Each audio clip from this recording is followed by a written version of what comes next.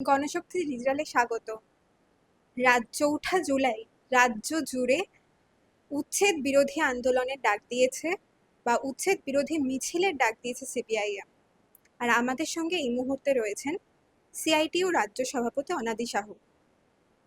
আপনাকে গণশক্তি ডিজিটালে স্বাগত। প্রথমেই যেটা জানতে চাইবো যে ৪ঠা জুলাই আপনারা একটা বৃহত্তর ভাবে উচ্ছেদ বিরোধী আন্দোলনের ডাক দিয়েছেন বা উচ্ছেদ বিরোধী মিছিলের ডাক দিয়েছেন। তো এই যে ৪ঠা জুলাইয়ের যে কর্মসূচি, সেটাতে আপনাদের কি কি পরিকল্পনা রয়েছে? আমরা চাইছি যে আগামী ৪ঠা জুলাই গোটা রাজ্যের হকাররা, যারা গরিব মানুষ, শ্রমজীবী মানুষ, এই রাষ্ট্র বা সরকার যাদের জীবন জীবিকার জন্য কোনো কর্মসংস্থানের ব্যবস্থা করতে পারেনি এবং তারা হকারি করে জীবন নির্বাহ করে, জীবিকা নির্বাহ করে, সেই সমস্ত মানুষের উপরে রাজ্যে বিজেপি সরকার প্রতিষ্ঠিত হওয়ার পরে, বিধানসভা নির্বাচনের পরে আমরা দেখলাম রাজ্য পুলিশ, তার সাথে হচ্ছে রেল পুলিশ, রেল দপ্তর, কেন্দ্রীয় বাহিনী বুলডোজার নিয়ে গোটা রাজ্য জুড়ে হকারদের বিভিন্ন রেল স্টেশন থেকে উচ্ছেদ করা তারা শুরু করলেন। এবং প্রথমে রেল স্টেশন থেকে শুরু হলেও পরে দেখা গেছে যে রেলের জমিতে যারা সাধারণ মানুষ দীর্ঘদিন বসবাস করেন তাদেরকে উচ্ছেদ করা হচ্ছে। এমনকি স্টেশনের বাইরে যে সমস্ত হকাররা বসে আছে তাদেরকেও উচ্ছেদ করা হচ্ছে। এমনকি এখন রাজ্য সরকারের জমি, প্রতি জমি দীর্ঘদিন পড়েছিল, সেখানে গরিব মানুষ, উদ্বাস্তু মানুষ, তারা দীর্ঘদিন ধরে, হয়তো 30, 40, 50 বছর ধরে তারা সেখানে আছেন, সেই সমস্ত জায়গা থেকেও কোনো পুনর্বাসন ছাড়াই তাদেরকে উচ্ছেদ করা হচ্ছে। এবং এর ফলে আমাদের গোটা রাজ্যে প্রায় লক্ষ লক্ষ, হাজার হাজার মানুষ যাদের জীবন জীবিকা বিপন্ন হয়ে পড়েছে। এবং এর বিরুদ্ধে গোটা রাজ্য জুড়েই আমাদের সমস্ত শ্রমিক সংগঠনগুলো তারা রাস্তায় নেমেছে। হকাররা তারা মিছিল করছেন, মিটিং করছেন, এবং আমাদের পার্টির কর্মীরা, সিপিআইএমের নেতৃত্ব, কর্মী এবং আমাদের ছাত্র যুব সংগঠন, তারাও আজকে এই হকারদের যে নিজেদের তার জীবন জীবিকা রক্ষার জন্য যে লড়াই তারা করছেন, বুলডোজারের সামনে নিজেদের বুক পেতে দিচ্ছেন, তার পাশে তারাও এসে দাঁড়িয়েছে। এবং লাল ঝান্ডা, আমাদের পার্টির কর্মীরা, তারাও এই শ্রমজীবী মানুষ, মেহনতি মানুষ, হকারদের পাশে দাঁড়িয়েছে।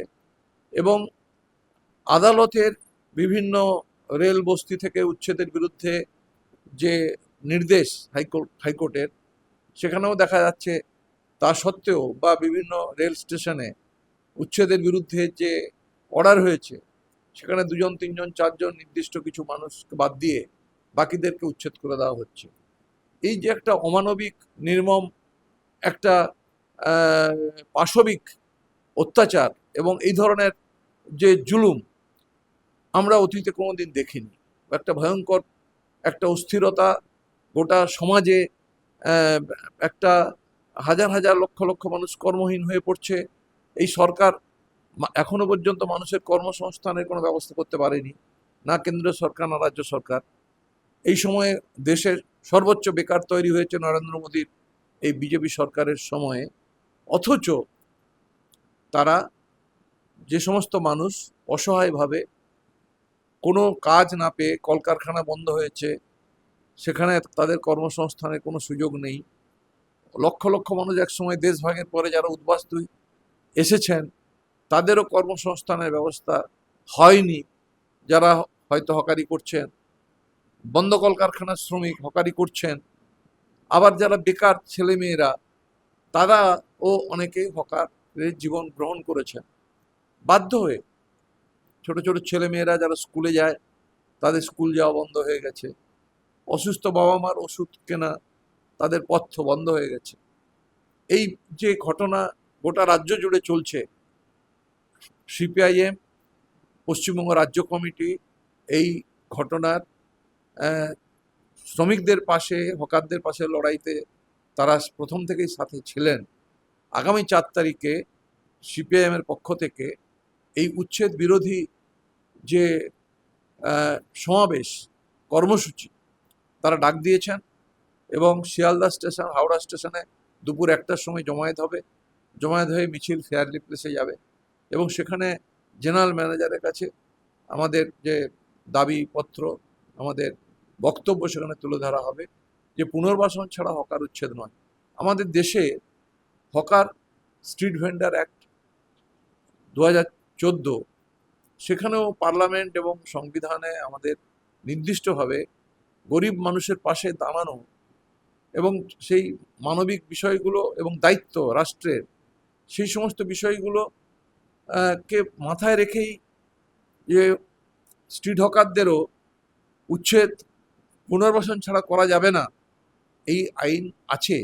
এর মধ্য দিয়ে একটা বার্তা দেওয়া হয়েছে, কিন্তু বর্তমান বিজেপি সরকার কেন্দ্রে এবং রাজ্যে তারা কোনোটাই মানতে রাজি নয়। তারা গরিব মানুষের প্রতি তারা কোনো ধরনের মানে সহানুভূতি, কোনো ধরনের তাদের অনুরোধ, আবেগ তারা শুনতে রাজি নয়। এবং এই জমিগুলো, এই উচ্ছেদের মধ্য দিয়ে যে স্টেশনে আমরা দেখতে পাচ্ছি যে জমি তারা থেকে গরিব মানুষকে উচ্ছেদ করছেন, হকারদের উচ্ছেদ করছেন, পরে বড় বড় কর্পোরেট এবং বড় বড় ব্যবসায়ী প্রতিষ্ঠানকে সেই জায়গাগুলোতে হচ্ছে তারা বিক্রি করে দিচ্ছেন অথবা ভাড়ায় দিয়ে দিচ্ছেন। অথচ আমাদের দেশের গরিব মানুষগুলো, আমরা বলছি তাদেরও আপনারা পুনর্বাসনের ব্যবস্থা করুন, আমরা সহযোগিতা করতে প্রস্তুত। আলোচনা যদি হয় যে পুনর্বাসন হোক, তার সাথে উন্নয়ন হোক, কিন্তু উন্নয়নের নামে যে গরিব সর্বহারা মানুষ তাদের যে এইভাবে সর্বশান্ত করে যে কর্মসূচি চলছে, উচ্ছেদের কর্মসূচি চলছে, আমরা তার তীব্র প্রতিবাদ করে আগামী 4 তারিখে সমস্ত শ্রমিক সংগঠন, হকারদের সংগঠন সবাইকে সামিল হওয়ার জন্য আমরা অনুরোধ করব যে সিপিআইএম এর পশ্চিমবঙ্গ রাজ্য কমিটির পক্ষ থেকে যে আহ্বান জানানো হয়েছে গরিব মানুষের জন্য, সেই কর্মসূচিকে সফল করার জন্য।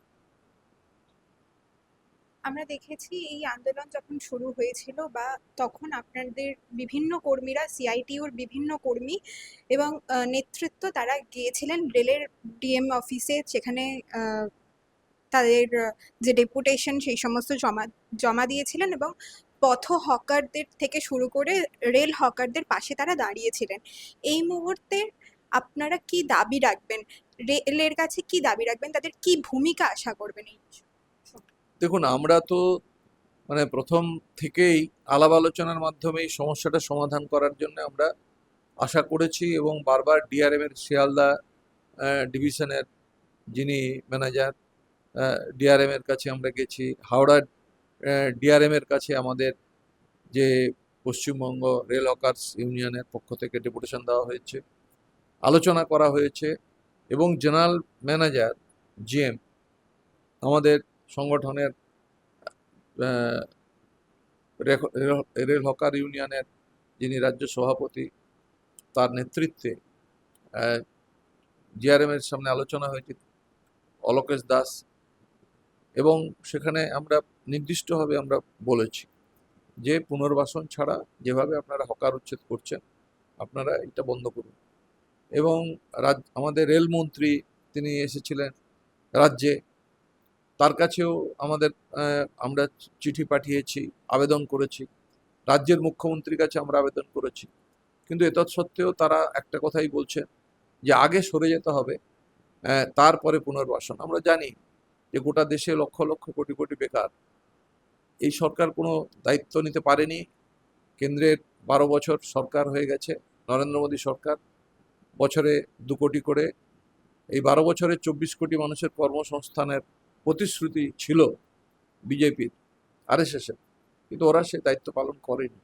তার পরিবর্তে দেশের এই সময়ে স্বাধীনতার পরে সর্বোচ্চ কর্মহীন মানুষের সংখ্যা আমাদের দেশে এই সময়ে বৃদ্ধি হয়েছে। স্বাভাবিকভাবে আমরা বুঝতে পারছি যে এই সরকার একেবারে কর্পোরেটদের স্বার্থে, আদানি আম্বানি টাটা বিড়লা বৃহৎ পুঁজিপতিদের স্বার্থে এই সমস্ত রেল বেসরকারিকরণ চলছে এবং রেলের প্ল্যাটফর্ম বিক্রি হয়ে যাচ্ছে, রেল বিক্রি হয়ে যাচ্ছে, রেল পথ বিক্রি করে দিচ্ছে। দেশের জমি, জঙ্গল, নদী থেকে শুরু করে বন্দর, বিমানবন্দর, নদী বন্দর, সমুদ্র বন্দর থেকে শুরু করে ইস্পাত কারখানা, কয়লা খনি, এই সমস্ত দেশের যা কিছু আছে সবই পুঁজিপতিদের হাতে তুলে দেওয়া হচ্ছে। এটা একটা উদার অর্থনীতির নামে এই যে দেশ বিক্রি এবং দেশকে পুঁজিপতিদের হাতে তুলে দেওয়া, দেশের মানুষের সর্বনাশ করে যে কর্মযোগ্য আজকে নরেন্দ্র মোদী, বিজেপি, আরএসএস এর নেতৃত্বে গোটা দেশ জুড়ে চলছে এবং আমাদের রাজ্যেও বিজেপি সরকার, এই সরকার প্রতিষ্ঠিত হওয়ার পর যেভাবে গরিব মানুষের উপরে অত্যাচার নেমে এসেছে, যা অকল্পনীয়। এবং এর বিরুদ্ধে হচ্ছে আমরা একটাই দাবি করছি যে পুনর্বাসন ছাড়া উচ্ছেদ বন্ধ করো, বিকল্প কর্মসংস্থানের ব্যবস্থা করো, এবং না হলে যেমন বেকারদের ভাতা দেওয়া হচ্ছে, যতদিন পর্যন্ত এই হকারদের বিকল্প কর্মসংস্থানের ব্যবস্থা বা জায়গা না দেওয়া হবে ততদিন তাদের আর্থিক সাহায্য দেওয়া হোক। এই বিষয়গুলো নির্দিষ্টভাবেই আমরা রাজ্য সরকার, কেন্দ্রীয় সরকার এবং রেলের কাছে আমরা রাখছি। আমাদের সময় দেওয়ার জন্য, গণশক্তিকে সময় দেওয়ার জন্য ধন্যবাদ। এই ভিডিওটিকে লাইক করুন, আপনার গুরুত্বপূর্ণ মতামত কমেন্টের মাধ্যমে আমাদের জানান এবং আমাদের চ্যানেলের ভিডিও সবার আগে দেখার জন্য ইউটিউবে গণশক্তিকে সাবস্ক্রাইব করুন, ফেসবুকে ফলো করুন এবং শেয়ার করুন আপনার পরিচিতদের মধ্যে। আমাদের চ্যানেলে আপলোড হওয়া ভিডিও নোটিফিকেশন পেতে বেল আইকনটি ক্লিক করতে ভুলবেন না।